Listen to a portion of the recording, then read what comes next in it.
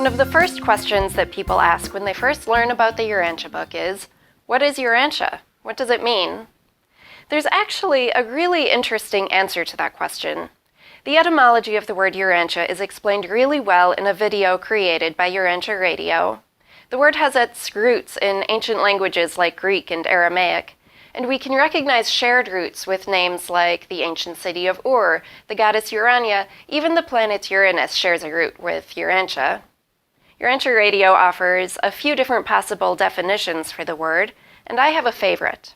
When people ask me, what does Urantia mean, I reply that it's a way of referring to our planet that means a place among the heavens. I wanted to bring this to your attention because for so many students of the Urantia Book, the only answer that they have to give is that it's the name of our planet, because that is the way that the book refers to our place among the heavens. But that is kind of a weird thing to just drop into a conversation, and there are two problems with doing that. It begins the conversation with a comment that is unrelatable to the person who has no attachment to the book, and it takes them out of the conversation. Pay attention to the person you're talking to, because while some people may be really interested in the details of the book, lots of people just want to have their souls fed with the actual teachings. God loves you individually. It's okay to mess up. You can start from nothing and grow toward God. When you focus on these, then those people may be forever impacted whether or not they ever pick up a Urantia book. When we talk to people, do we talk about the stories in the Urantia book, or do we talk about the teachings? This is important to consider because the teachings are relatable, but the stories are not necessarily. When Jesus taught individuals, he did so in a way that was considerate to the other person's already held beliefs. He said to Simon, "When you have a man safely and securely within the kingdom, then is the time when such a one shall come to you with inquiries, to impart instruction having to do with the progressive advancement of the soul within the divine kingdom." Jesus didn't jump in with unusual details. He fed their souls first, and only offered additional teachings if they were desired.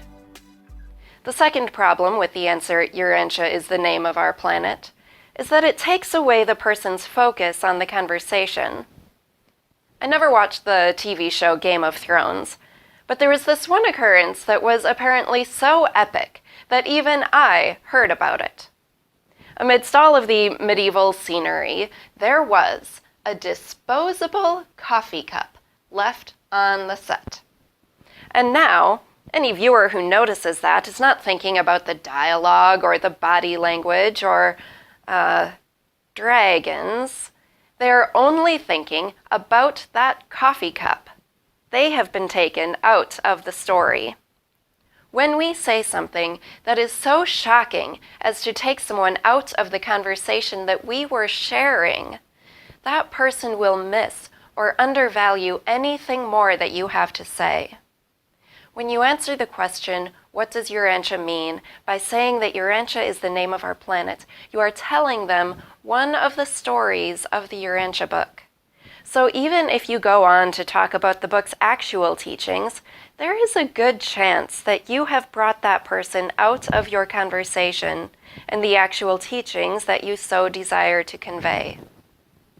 So, I like to say that Urantia is a way of referring to our planet that means a place among the heavens. The very first time that I said this to someone, I was not met with a head cock and a skeptical look, but with the words, "That's so interesting." And then we moved the conversation on to the role of prayer in people's lives, and it was a much more valuable conversation for both of us. So watch the Urantia Radio video for yourself. There's a link to it in this video's description, and see which definition you prefer. I hope you find this tool to be as useful as I did.